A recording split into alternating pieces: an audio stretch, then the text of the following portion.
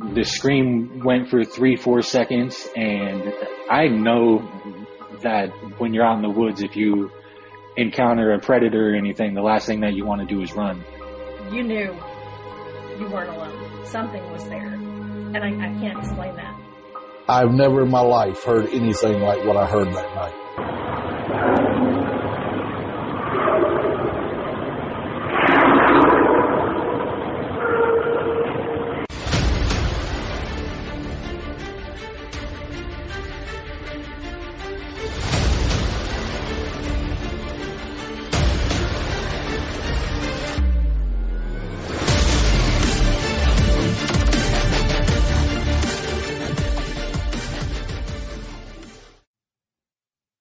On this episode of the Cryptid Crew Podcast, I would like to introduce Lon Strickler, author, blogger, and host of Phantoms and Monsters Radio. Lon, thank you for coming on the show. Good to be here. Good to have you.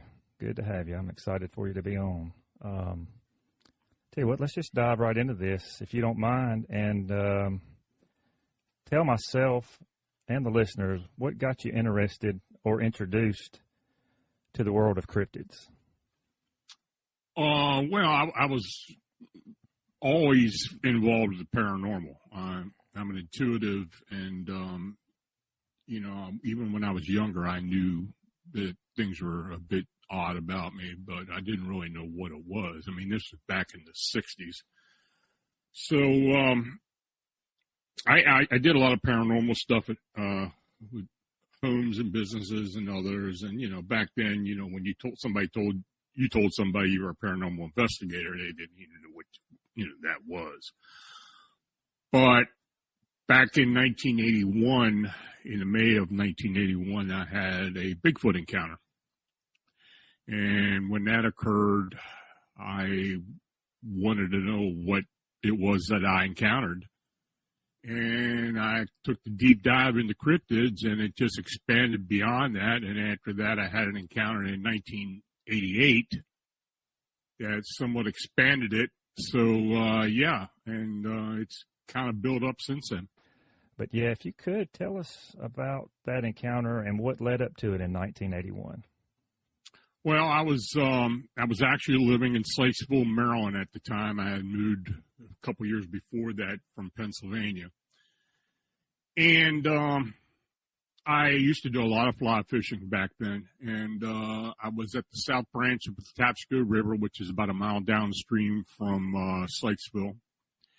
And it's an area I've been to many times. And I was standing in the river, and it's not much of a river. It's more like a creek at that point. But I happened to notice a dog, pretty good sized dog, across the river on the north side from me, and it was just moving around doing its own thing, and I didn't even pay much attention to it until I heard it yelp. And when I heard the yelp, I looked over, and I saw something huge rise out of the weeds. And when this thing stood up, I didn't know what I was looking at. It was dark in color, brown in color. And I don't know what it did to the dog, honestly. But it started moving to my left, to its right, and walked out of the weeds onto the gravel bank of the river. And it was about 40 foot from me. We were standing there just looking eye to eye each other. It was about 8 foot, I'd say, maybe a little less, but not much, and very powerful built, brown hair all over the body, very dark face, almost black in color, had some matted hair, and it was making a clicking sound. And I didn't know what that was. I later found out it was gnashing its teeth or something from looking at me, or just, But anyway, it was, we stood there I'd say about 10 seconds looking at each other. I'm wondering if I'm going to have to get out of here real quick and go up onto the road and get out of here or what. But eventually it just turned. and started walking very quickly up into the woods. Do you think it was, I'm sorry, Lon, do you think it was pursuing the dog? No, I don't think so. I think the dog, I don't know what it was doing. I don't even know if it may have been sleeping in the weeds or whatever. I do know that it was probably seen about 3 hours before that, about 4 miles downstream from there, because I did find out there was another sighting near Marysville, Maryland, by a woman who had made a report to the police. I found that out much later. Right. And I believe it was probably the same creature, though there had been several sightings around that area. That part of the state park has had about 5 A-class sightings, BFRO A-class sightings reported within like a 10-year period. Right. And occasionally somebody still sees one, but I haven't seen a report around there for a while. But anyways, because it's kind of built up now. Sure. But after this thing turned around, walked back up into the woods, I got out of the river, kept my waders and everything on, got in the car, and drove back into town.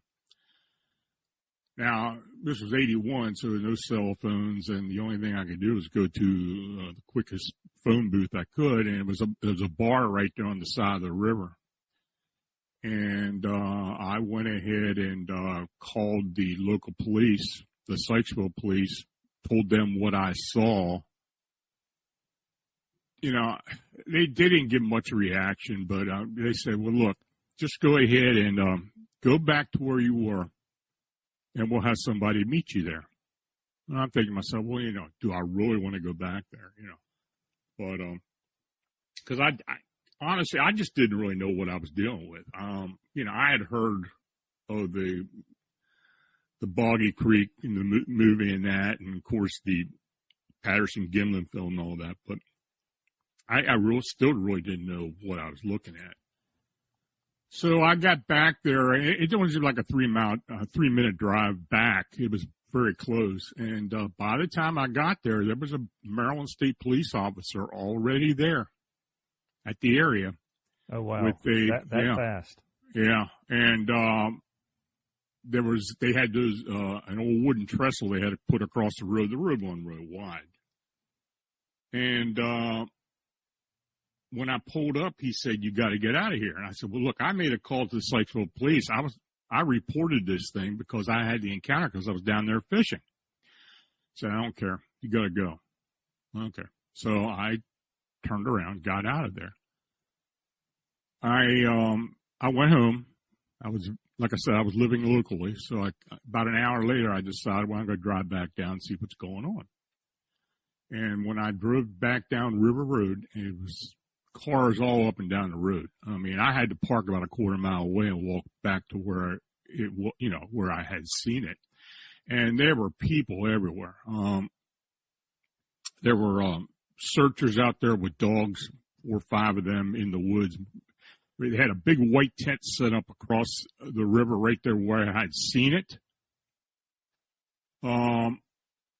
There were police officers from every jurisdiction around there, county, local, state. And there were 2 old black wagoneers there, which I knew were feds. Sure. And even they were there. And I even heard a helicopter. I didn't see the helicopter, but I heard a helicopter. And, so I walked up to the barrier. There were a couple people there, but there was a Howard County police officer standing there. And acting dumb, I asked him, I said, well, what's going on? I said, I wanted to get through here. And he said, now you're going to have to go around and go back up the main highway. And he said, somebody reported they saw a Bigfoot. He started laughing. Well, I wasn't going to tell him I was the one that made the report. And so I stood there a couple more minutes just watching. Then I thought, well, you know what? I'm going to get out of here because they're going to start asking. Maybe somebody will recognize me or something and start asking questions. So I got back in my car and went home. But when I got home, I started calling the local TV stations. We had 3 network stations in Baltimore back then. And I talked to the news editors of 3 stations, and they were all interested. They wanted to hear what happened, but they wanted to, they wanted to talk to the authorities first and see what had actually happened. So they all said, well, we'll give you a call back and we'll talk to you. Okay. Well, about 5 or 6 days later, nobody had called me. So I had called the WMAR, was Channel 2. I called them, talked to the news editor, and told him who I was. I think it was the same guy I had originally talked to. And he, all he did was say, well, I can't talk to you, and hung up on me. Oh, wow. So he gave you the cold shoulder. Yeah, I'm thinking, what the hell's going on here? So, but, as time went on, I started looking into what, the Bigfoot thing. I mean, somebody suggested it was a Bigfoot, and some other people say, well, it's probably a Bigfoot. It might have been the Sykesville Monster. And I'm thinking, what's the Sykesville Monster?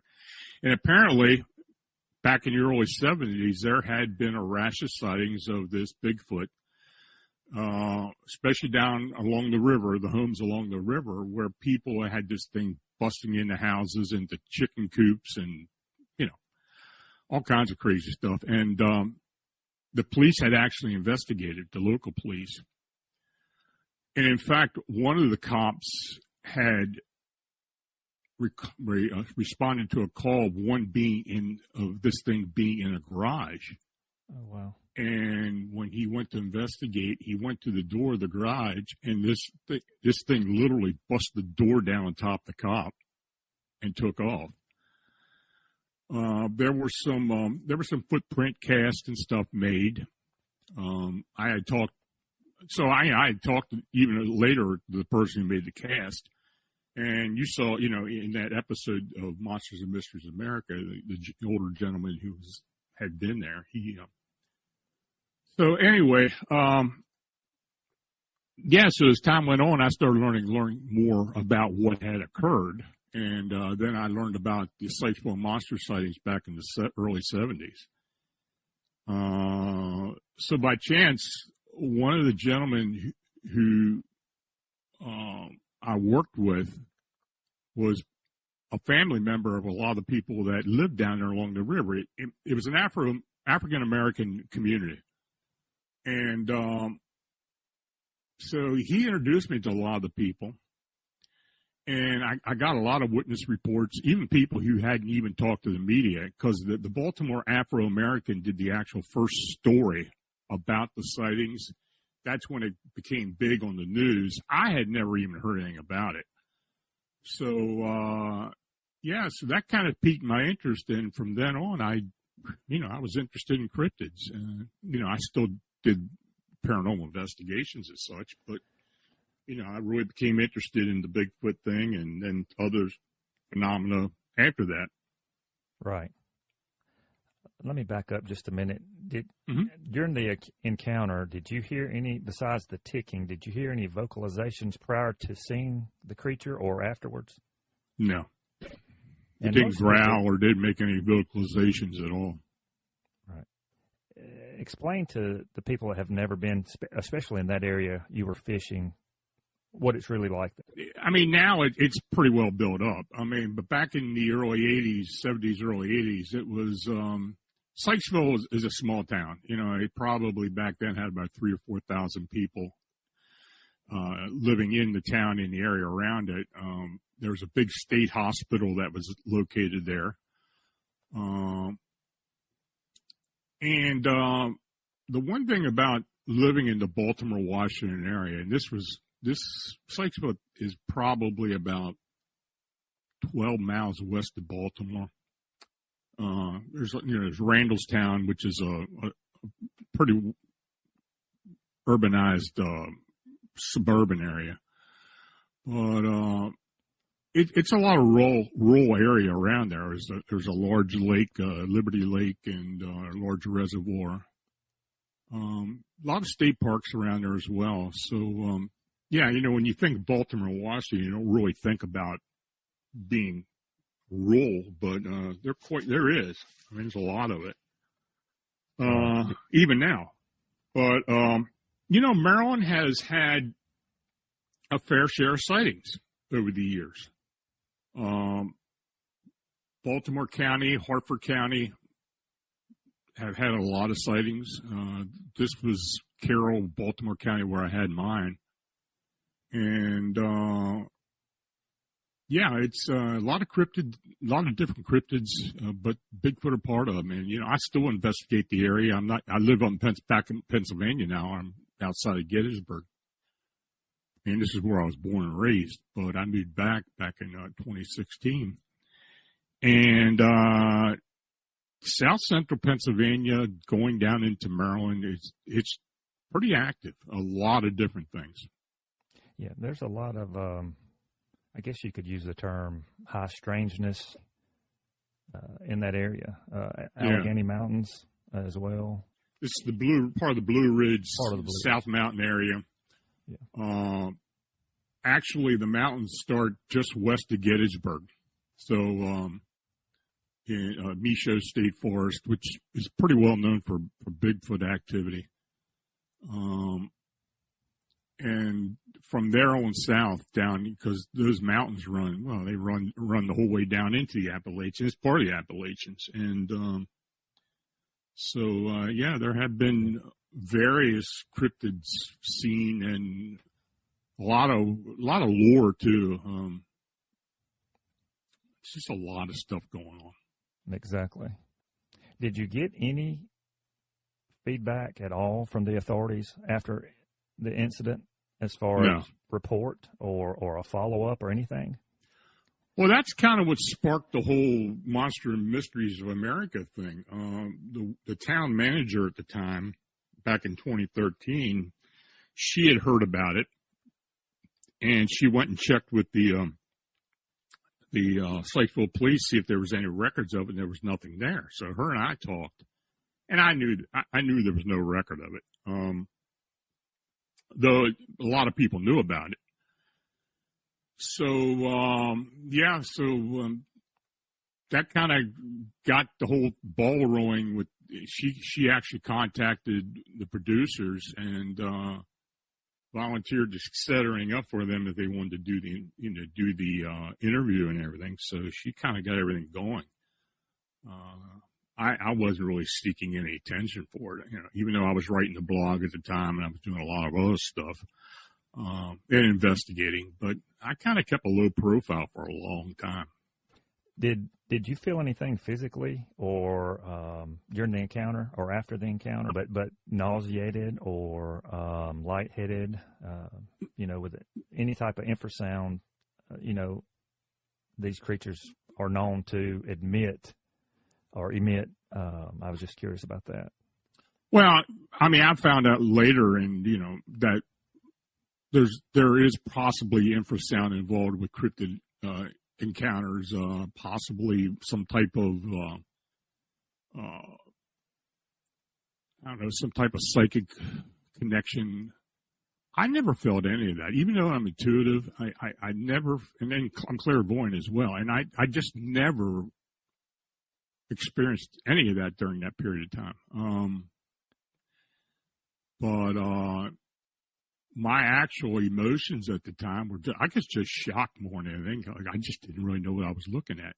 I can't even say I was fearful. I didn't feel any fear. I just was, more shocked than anything else. I don't even think I was curious. I was just wondering what I was looking at and what I would need to do if this thing started running in the river after me. Right. How long do you think the encounter lasted? Oh, about 10 seconds. Right. I mean, it's standing there looking at me. It was about 10 seconds or so. Right. You probably did not have time to panic or, But I bet it felt like a lifetime, I'm sure. It did. Look, it's something you never forget. I mean, the description of this thing is, I would say, and I have said, it kind of reminded you of the depictions you see of a Neanderthal. It looked more human than it did animal. Even though it had all the hair, it had the thick brow ridge, it had the conical head, typical descriptions of a Bigfoot, but it just I got a good look at the face, and it just looked human to me. Right. In fact, you've probably seen the illustration of what I had made of what this, I had hired later on a former sketch artist down in Florida, the police department down there. And he made it up, and if you look at it, it looks like a Neanderthal or some type of early human. It's very, very interesting sketch, no doubt. Do you still fish, Lon? I haven't really had time to go out and do all of that. It's not that I'm fearful of going out and do that, because I did it a long time after that.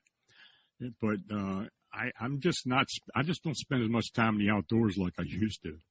Right. What? Let me ask you this: what were you fishing for that particular day?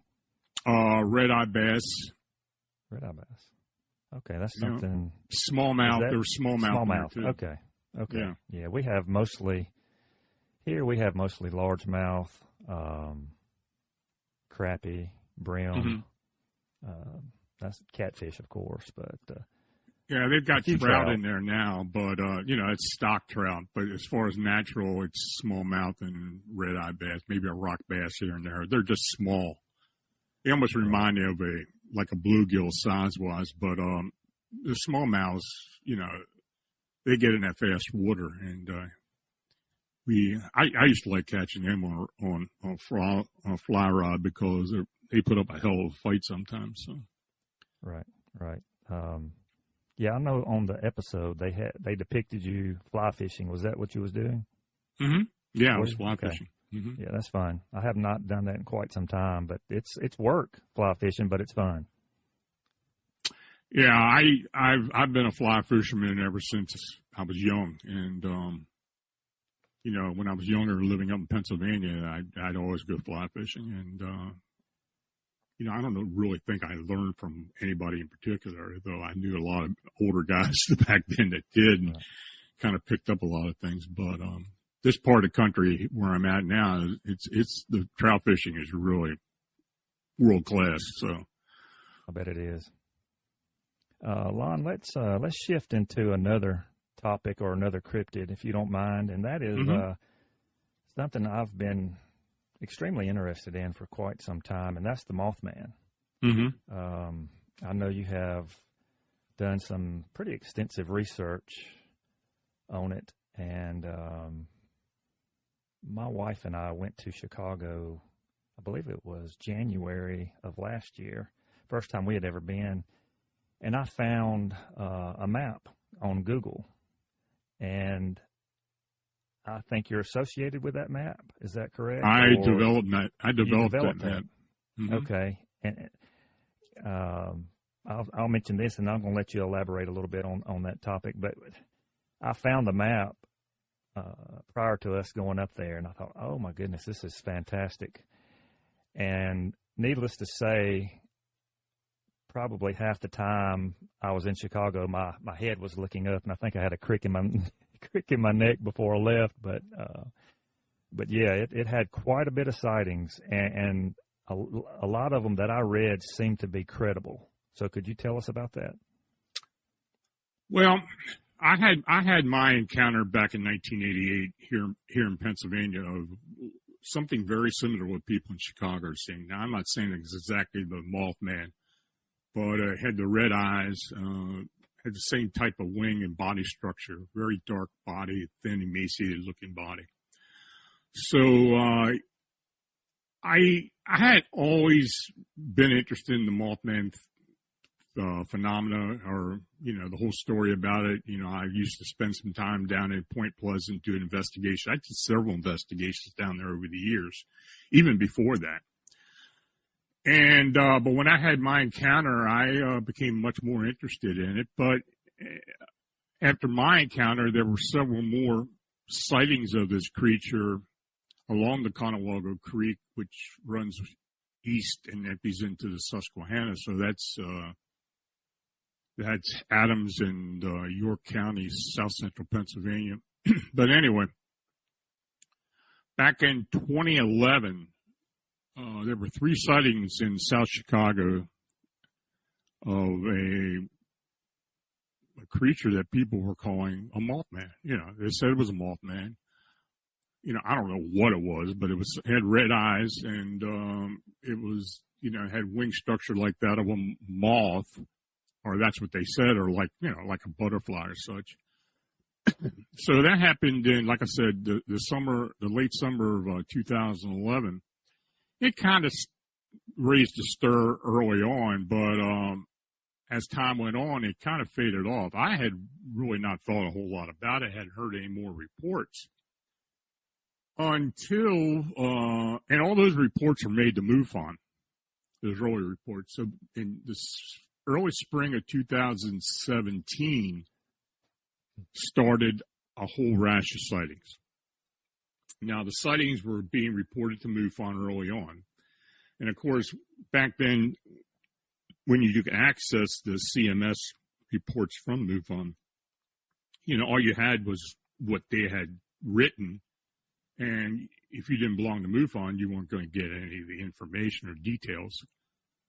So myself and Manuel Navarrete, who lives in Chicago, were finding these reports, and we were lucky enough to find one of the witnesses. Apparently, just like with some later sightings that have reported to MUFON just didn't really care about it. They just took the report, didn't do any investigations. They kind of dismissed the whole thing. And people were getting frustrated, and when they started finding out that we were looking into it, they started contacting us. Now, of course, I wasn't living out there. I was still living here in Pennsylvania, and but we started finding more and more reports, and then the reports started coming to us. And we started looking deeper and deeper into it. By that time, there were several other people working with me. Rosemary Ellen Golly was part of my original team that was looking into the phenomena. She was calling witnesses that had contacted us and verifying what they had seen and such. Later on, Tobias Whalen of Singular Fortean Society, he and I got together, and he became part of the team.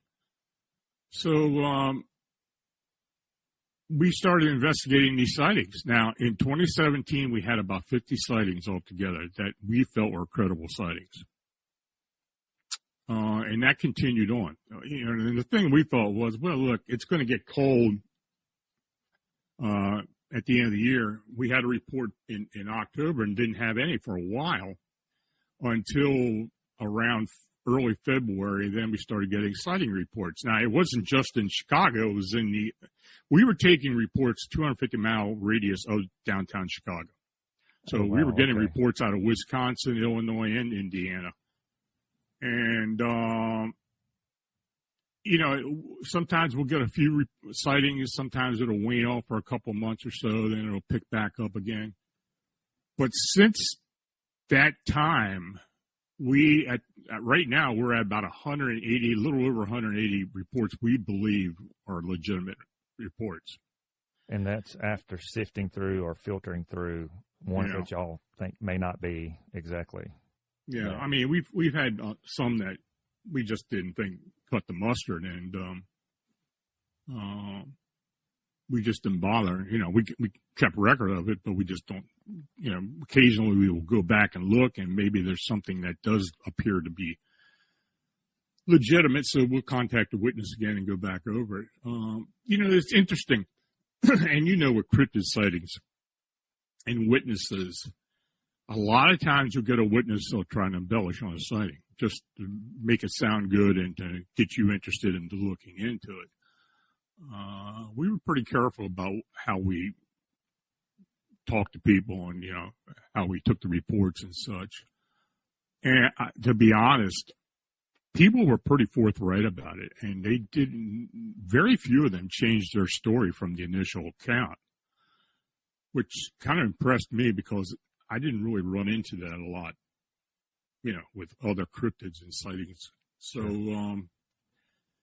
so now that's how it eventually led into us being on Unsolved Mysteries last year. We went to Chicago and did that episode. It seems like, I guess most of those reports are around, are they around Lake Michigan? Well, it's considered the Lake Michigan. Yeah, I mean, it's most of them are very near Lake Michigan. Right. As to why this thing is showing up, we really don't know. I mean, we've had theories, lots of theories over the years. Occasionally something will pop up that'll make us think, well, maybe that's the reason why, this and that. And we just really don't have any concrete evidence as to why. Now, the one thing that we have discovered over time is, and I don't know if this is really pertinent or not, but over 50%, very much over 50% of the sightings have been by witnesses who are of Hispanic descent, which I found very interesting. I don't know if it was a cultural thing or what it was, but there were some neighborhoods in Chicago itself that had a very heavy concentration of Hispanic people that had made reports. But, you know, even going out into the suburbs and such, a lot of the witnesses were Hispanic. So I found that interesting. So we made note of that. But, you know, there have been a lot of theories. I do believe personally that it's an interdimensional being. Like I believe most cryptids are. I don't think most of them are indigenous. Sure, Bigfoot may be indigenous in some areas, Pacific Northwest, around the Gulf, down in Florida and such, certain areas like that. And sometimes you do come across a family group or a couple of them together, but I'd say 95% of the sightings are singular sightings. And many times it just seems that they just pop up. And these sightings in Chicago, this winged being, these winged humanoids, they were very fleeting sightings, very quickly seen and then disappeared. People have literally seen them disappear like it went through an invisible doorway and manifest all of a sudden. That's why we haven't had any photographs. By the time people get over the shock of seeing this thing and pull the phone out, this thing's gone. So, yeah, it's an interesting phenomenon. We really don't have any concrete answers as to why it's here, but it keeps happening. And, you know, many times the witnesses had no idea that this thing exists or this phenomenon has been going on. Even today, even after being on TV and, you know, the hubbub about it on the internet, a lot of people just don't realize what it is. Right. And they're contacting us after searching Google or such and see that we're looking into something similar to that and then contact us. Right. Yeah, I've seen, I believe, one photo, 2016, I believe, if I'm not mistaken. It was on a news episode of a man photographing one. I believe it was in the Point Pleasant area in West Virginia. Oh, yeah. Did you see that photo? I know which one you're talking about. That the photo seems legitimate, but of course I'm not a professional.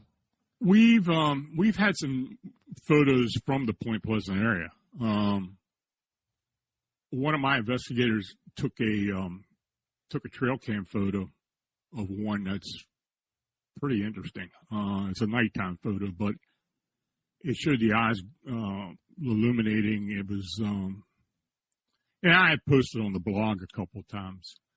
You know, I guess it's left to interpretation, but we've had some photos pop up here and there. You never know, especially nowadays with AI and CG and CGI. You just don't know what you're dealing with.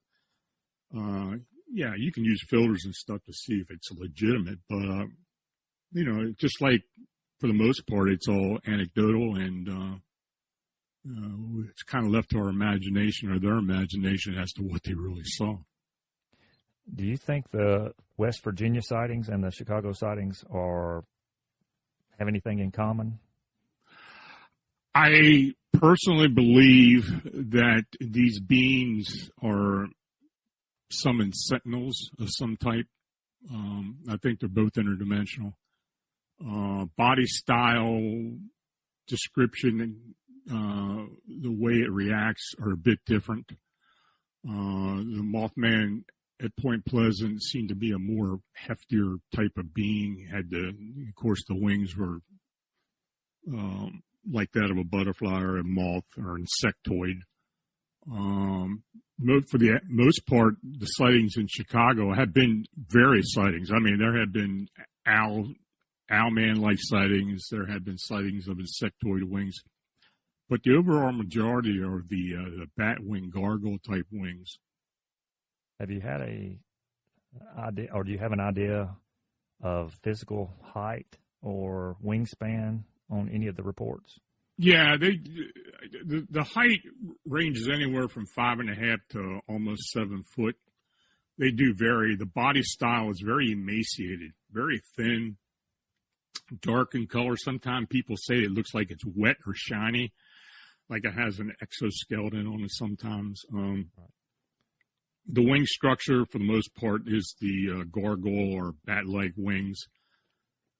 We've had a couple people with very close encounters that literally were affected by the encounter itself. Many times they lose their leg ability and to stand. I mean, sometimes they fall to the ground and react like that. A lot of dread, a lot of fear from the sighting itself. And if you saw the episode Unsolved Mysteries, you can understand by the witness testimony of what they felt. And, right. That's pretty well that pretty well is how everybody reacts to it. At a close encounter, you're saying? Yeah. Yeah. Yeah. Yeah. Lon, at the end of each episode, we do a rapid fire Q&A. I'll ask you 3 questions, and just you tell me the first answer that comes to your mind. Okay. All right? Sure. All right. The favorite hobby outside of cryptids?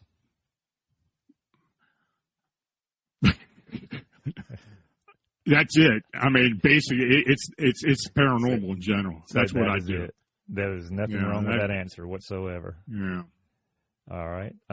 What is your favorite paranormal or Bigfoot show, past or present? I'm not really into the whole TV thing as far as with the cryptids. I know there's a lot of it out there. I've been on a few. Right. I don't really have a favorite. There are some that I believe do offer more than others. Dead Files was, I believe, one of the better ones as far as, even though that's not cryptid. I mean, paranormal-wise and me being intuitive, I found it very interesting. Right. As far as cryptid TV, I've seen them all, but I'm just not really into any of them. Yeah, yeah. Monsters, I guess it was Monsters and Mysteries, on Destination. And then Monster Quest back in the Monster Quest was really, I believe, the epitome of the actual cryptid shows, looking into phenomena. I've taught, I've been associated with Doug for a long time, and we've Doug Hychek, who was producer. And, I always found his documentaries to be very well done. Sure. So, that's kind of, I'd say that would be the best one that has ever been out there. Right. Good choice. Good choice. Last question. NFL question. Steelers or Eagles fan? None. Baltimore. Baltimore. I almost put Ravens in there, and I thought, well, he's from Pennsylvania. I'm going to go with these two, but Ravens, good choice. And there was a gentleman here locally, a football player that lived about maybe 5 to 10 miles from here. He played for the Ravens. He went to high school at a local high school. And where you at? Ladarius Webb. He was a cornerback. Yeah, I know Ladarius. Yep. He played for Boise State, I think, didn't he? He played, I don't know, he was at two different colleges. Yeah, he was a But cornerback. Yeah. Yes. The high school our kids went to, that's the same high school he went to as well. So he's been involved there, helping out in the past as well. Yeah, when the Ravens, the Browns moved to Baltimore from Cleveland back in 1995, 1996, I actually worked for the team for a while. I lived just down the road, just down the street from the current facility and the old facility over at Owings Mills, where the Colts used to be at until they moved. And I knew a lot of the earlier players and such, and I did some promotional work for the Ravens for about a year or so. Gotcha. That's pretty neat. I guess you got to meet some. What era was that? That was when they moved there. Yeah, that was early on.